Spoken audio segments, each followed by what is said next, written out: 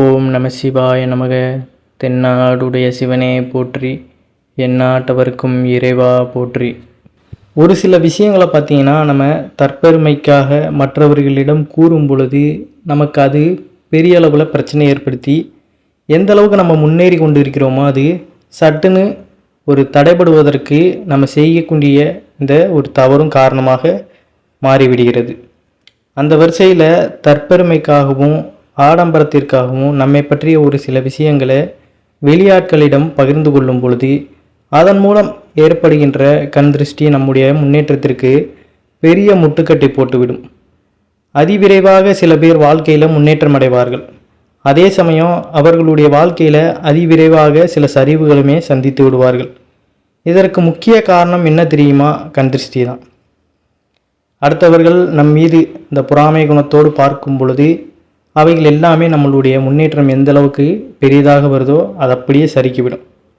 மற்றவர்களிடம் நம்ம பெருமைக்காக கூறக்கூடாத விஷயங்கள், நம்ம மறைத்து வைக்க வேண்டிய விஷயங்கள் அப்படிங்கிறது நிறையவே இருக்குது.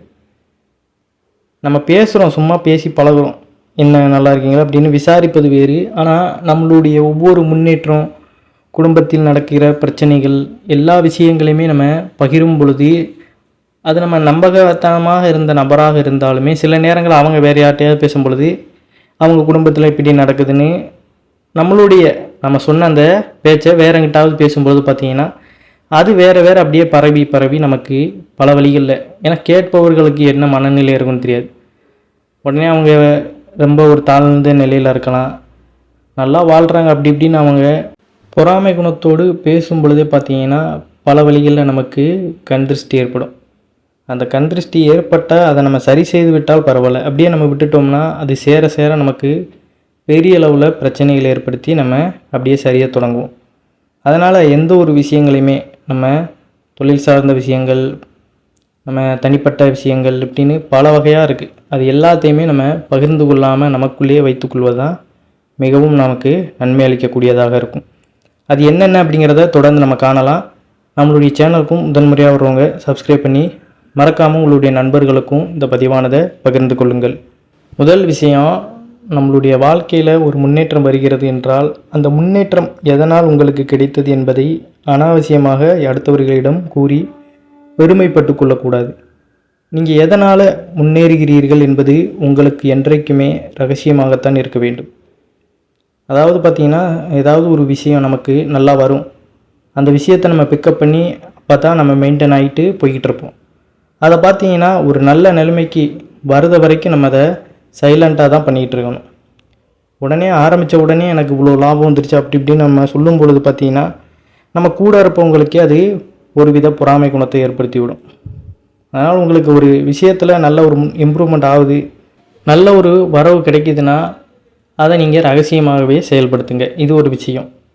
அடுத்தபடியாக மிக மிக முக்கியமான விஷயம், உங்களுடைய நீங்கள் வாங்குகின்ற அந்த சம்பள தொகையாக இருந்தாலும் சரி, அல்லது தொழில் செய்து உங்களுக்கு கிடைக்கக்கூடிய லாபமாக இருந்தாலும் சரி, அதை உங்களுடைய நெருங்கிய சொந்த பந்தங்களாக இருந்தாலும் அவர்களிடம் பகிர்ந்து கொள்வதை நம்ம நிறுத்தி கொள்வதே மிகவும் நல்லது. ஒவ்வொரு மனிதருமே பார்த்திங்கன்னா அடுத்தவர்களிடம் இந்த ஒரு விஷயத்தை கேட்பதை நிறுத்திவிட்டாலே போதுமானது தான். ஏன்னா இது சொல்கிறது இதற்காக பார்த்திங்கன்னா சில சமயம் அதை சொல்கிறவங்க அதிகமாக வாங்கலாம், அதை கேட்பவர்கள் கம்மியாக வாங்கலாம்.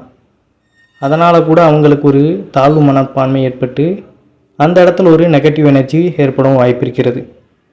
அப்போ பார்த்தீங்கன்னா அவ்வளோ சம்பளம் வாங்குகிறான், நமக்கு ஏதாவது உதவி பண்ணலான்ட்டு நம்ம கேட்போம்.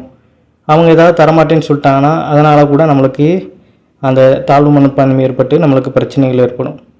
அதனால் தனிப்பட்ட விஷயங்களை கேட்காம நல்ல பழக்க வழக்கங்களோடு நம்ம பழகுவது தான் சிறப்பு. அதே சமயம் நம்மளுடைய வீட்டிற்கு யாராவது உறவினர்களோ நண்பர்களோ வந்தாலும் கூட அவர்களிடம் பேசி பழகும்போது நம்மளுடைய குடும்ப விஷயங்களையுமே எல்லாவற்றையுமே முழுமையாக அடுத்தவர்களிடம் பகிர்ந்து கொள்ளக்கூடாது. பேசுகிறோம், வீட்டில் எல்லோரும் நல்லா இருக்காங்களா அப்படின்னு நம்ம சும்மா அப்படி பேசுறதோடு நிப்பாட்டிடணும். நம்ம வீட்டில் என்ன நடக்குது, இப்போ என்ன சுச்சுவேஷன் எல்லாத்தையுமே நம்ம பகிர்ந்து கொள்ளக்கூடாது. அதே போல் பார்த்திங்கன்னா நம்மளுடைய வீட்டிற்கு யார் வந்தாலுமே அவர்களை முடிந்தவரை வரவேற்பறையிலேயே அமர வைத்து வரவேற்பறையிலேயே பேசுவதான் மிகவும் நல்லது. வீட்டிற்கு வருபவர்கள் அனைவரையுமே பார்த்தீங்கன்னா பெட்ரூம் படுக்கை அறைக்கு கூட்டி வந்து அமர வைத்து பேசுவது கூடாது.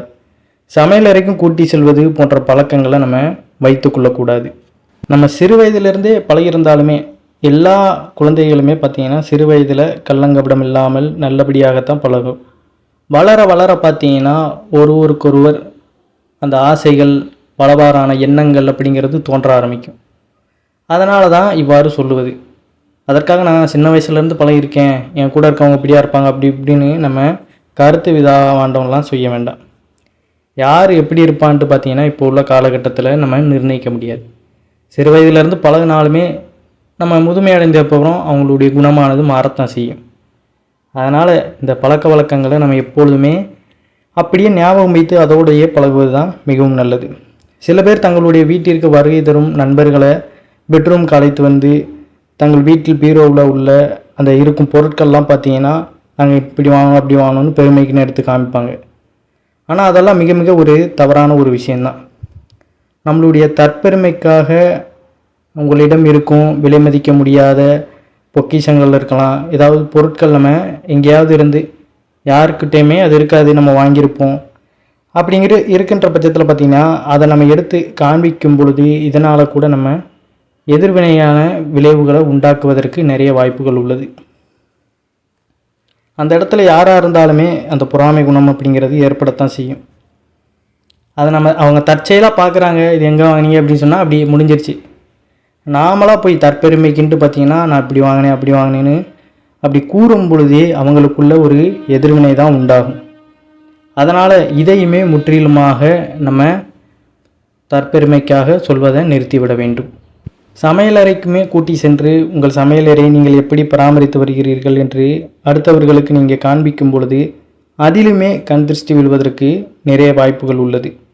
அன்றாடம் உங்களுடைய வீட்டிற்காக நீங்கள் என்னென்ன வேலை செய்கிறீர்கள், எப்படி உங்களுடைய குடும்பத்தை வழிநடத்தி செல்கிறீர்கள், எப்படி உங்களுடைய பிள்ளைகளை நீங்கள் கவனித்துக் கொள்கிறீர்கள் என்ற விஷயங்களை கூட முடிந்தவரை அடுத்தவர்களிடம் பகிர்ந்து கொள்ளாமல் இருப்பது உங்களுடைய குடும்பத்திற்கு மிக மிக நல்லது. இப்போ உள்ள காலகட்டத்தில் பார்த்திங்கன்னா எல்லாத்தையுமே அவங்க காலையிலேருந்து என்ன செய்கிறாங்க அப்படிங்கிற எல்லாத்தையுமே இப்போ வீடியோவாக எடுத்து பதிவிடத்தான் செய்கிறாங்க. இதனால் பார்த்திங்கன்னா நிறைய பேர் அதில் இருக்கிறவங்களாம் பார்ப்பாங்க. சில பேர் அதை நன்மைக்குன்னு பார்ப்பாங்க, சில பேர் அதை தீமைக்குன்னு பார்ப்பாங்க.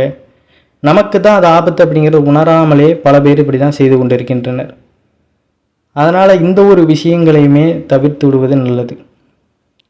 நம்மளுடைய வீட்டிற்குள்ளே நடப்பது நமக்கு மட்டும்தான் அது தெரியணுமே தவிர அடுத்தவர்களுக்கும் அது தெரியும்படியான வீடியோக்களை போடுவது இல்லை அடுத்தவர்களிடம் இப்படி நம்ம காட்டுவது அப்படிங்கிற விஷயங்களையும் ஈடுபடுத்தக்கூடாது. குறிப்பாக நம்ம வீட்டு பூஜையறைக்கு வருபவர்களாக இருந்தாலுமே நம்ம வீட்டு பூஜையறையை பார்த்திங்கன்னா எப்பொழுதுமே பூஜை செய்கின்ற நேரங்களில் தவிர மற்ற நேரங்கள் சும்மா இருக்கும் பார்த்திங்களா, அந்த நேரத்துலலாம் ஒரு திரை போட்டு மூடி வைப்பது தான் சிறப்பு. நம்மளுடைய வீட்டிற்கு வருபவர்கள் யாராக இருந்தாலுமே பார்த்திங்கன்னா அனைவருக்குமே உங்கள் வீட்டு பூஜை அறையை காண்பிக்கக்கூடாது. உங்கள் வீட்டு பூஜை அறை வரவேற்பறை இருந்தால் கூட தீபம் ஏற்றும் நேரத்தை தவிர மற்ற நேரங்களில் பூஜை அறையை திரை போட்டு மறைத்து விட வேண்டும் என்பதை நினைவில் வைத்துக் கொள்ளுங்கள். சிறிய வீடாக இருக்குது அப்படிங்கிறது பிரச்சனை கிடையாது. பெரிய அளவில் ஒருத்தங்க நல்லா இருக்கிறாங்க அப்படிங்கிற பட்சத்தில் பார்த்திங்கன்னா முன்னேற்றம் அடைந்தாலே அதை சில மனிதர்களுக்கு பார்க்கும் பொழுதே அந்த பொறாமை குணம் ஏற்படத்தான் செய்யும். சிம்பிளாக இருந்தால் கூட அதை பற்றி ஒன்றும் நினைக்க மாட்டாங்க. ஆனால் கொஞ்சம் முன்னேற்றம் அடைஞ்சிட்டோம் அப்படின்னாலே அதை பார்த்து நிறைய பேர் பொறாமை கொள்வதற்கு வாய்ப்பு இருக்கிறது. அதனால தான் இவ்வாறான விஷயங்களை நம்ம கடைபிடிக்கணும் அப்படின்னு சொல்வது. இதற்காக நம்மளுடைய வீட்டிற்கு வரும் சொந்த பந்தங்கள், நண்பர்கள் எல்லாமே ஒதுக்கி வைக்க வேண்டும் என்று நம்ம சொல்ல வரவில்லை. இருப்பினும் உங்கள் வாழ்க்கையில் உங்களுக்கு நடக்கக்கூடிய சில நல்ல விஷயங்களை வெளியில் சொல்லும்போது ஒரு ஒளிமறைவு இருக்கத்தான் வேண்டும். சொல்ல வேண்டிய விஷயங்களை சொந்த பந்தங்களிடமும் நண்பர்களிடமும் நம்ம பகிர்ந்து கொள்வது தவறு கிடையாது தான். ஆனாலும் சொல்லக்கூடாது என்று சில விஷயங்கள் உள்ளது. அந்த விஷயங்களை நீங்களே தங்களுக்குள்ளே வைத்துக்கொள்வது தான் நல்லது. உங்களுடைய தற்பெருமைக்காக நீங்கள் என்றைக்குமே வெளியே சொல்லக்கூடாது. அது உங்களுடைய வாழ்க்கையினுடைய முன்னேற்றத்தையே தடைக்கல்லாக மாற்றும் அப்படிங்கிறதான். அதனால் அதை உணர்ந்துக்கோங்க. நிறைய பேர் பார்த்தீங்கன்னா இதே போல் வாழ்க்கை முறையிலேயே உணர்ந்திருக்கோம், நாங்கள் நீங்கள் சொல்கிறது கரெக்டு தான் அப்படின்னு பல பேர் பார்த்தீங்கன்னா போன பதிவிலேயே கமெண்ட் பண்ணியிருந்தாங்க. அதனால தான் இன்னொரு பதிவு பார்த்தீங்கன்னா புதிதாக நம்ம போடுறோம். இது பார்த்தீங்கன்னா இன்னும் புதிதாக நிறைய பேருக்கு போய் சேரும். அதற்காகத்தான் நம்ம மீண்டும் இப்படி ஒரு பதிவை நம்ம பதிவிடுவது. அதனால் கொஞ்சம் நம்ம முன்னெச்சரிக்கையோடு இருப்பது நல்லது. நம்ம குடும்பத்திற்குள்ள எல்லா விஷயங்களுமே கணவன் மனைவி குழந்தைகள் இப்படின்னு ஒருவருக்கொருவர் நம்ம கூறிக்கொண்டு அதற்கான விடைகளை தேடி நம்ம முன்னேறி கொண்டே போகணும். எந்த ஒரு சின்ன ஒரு விஷயத்தை நீங்கள் அதாவது ஒரு கடை வைக்கிறீங்க, ஏதாவது பிஸ்னஸ் தொடங்குறீங்க, இல்லை உங்கள் குழந்தைகள் ஏதாவது ஒரு போட்டியில் கலந்து நல்லா வெற்றி பெறுதாங்க, இது எல்லாமே பார்த்தீங்கன்னா ஆட்டோமேட்டிக்காக அது பாட்டுக்கு நடந்துக்கிட்டே இருக்கணும். தெரிகிறவங்களுக்கு தெரிஞ்சு அவங்களாம் வந்து விசாரித்தா ஒன்றும் இல்லை. நாமளாக போய் பார்த்தீங்கன்னா பெருமைக்குன்னு கூறக்கூடாது. நம்ம ஒரு கட்டத்தில் முன்னேற்றம் அடைந்துட்டோம், நல்லா வேறு லெவலுக்கு போயிட்டோம் அப்படிங்கிற பட்சத்தில் பார்த்தீங்கன்னா அனைவருமே அனைத்து ஒரு இந்த மாதிரி ஒரு விடுப்பு வைக்கலாம். அதற்கப்புறம் நம்ம கூறுவது கூட பிரச்சனை கிடையாது. தொடக்கத்திலேயே நம்ம முடிவாகிறதுக்குள்ளேயே எந்த ஒரு விஷயத்தையுமே நம்ம மற்றவர்களிடம் பகிர்ந்து கொள்ளக்கூடாது அப்படின்னு தான் கூறுவது. அது நீங்கள் வீட்டில் ஒரு சுபகாரியங்கள் திருமணம் இப்படின்னு எது நடத்தினாலும் சரி, அது எல்லாமே கன்ஃபார்ம் பண்ணி எல்லாம் நிச்சயமாயிருச்சு அப்படிங்கிற பட்சத்தில் அனைவருக்குமே கூறுவது நல்லது. பொண்ணே இப்போ தான் பார்த்துட்டு போயிருப்பாங்க, அதுக்குள்ளே ஊர் முழுக்க சொல்லியிருப்பாங்க.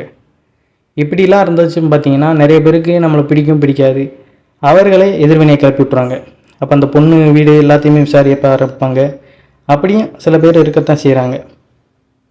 அப்போ வேண்டாத சில விவாதங்களை அங்கே கூறுவதற்கும் வாய்ப்பு இருக்கிறது. இதனால தான் நம்ம கூறுவது, ஒரு சுபகாரியம் நடக்கினாலுமே அதை முன்கூட்டியே யாரிடமும் கூறக்கூடாது அப்படிங்கிறது. உங்களுடைய குடும்ப விஷயங்கள் எல்லாமே உங்களுடைய உள்ள வைத்துக்கொள்வது தான் நல்லது.